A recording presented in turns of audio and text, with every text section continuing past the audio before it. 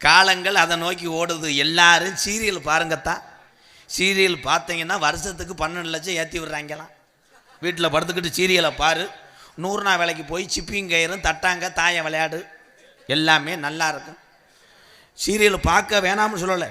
நாடகமோ எந்த கலையாக இருந்தாலும் ஒரு பொழுதுபோக்கு அம்சம்தான். அதிலே கிறுக்காக வெறி கொண்டு தெரியக்கூடாது. நம்ம குடும்பம் அவசியம். நம்ம உழைச்சாத்தேன் நமக்கு சாப்பாடு.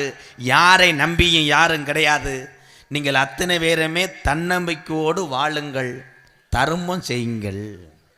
தர்மந்தேன், தர்மம் தலையா.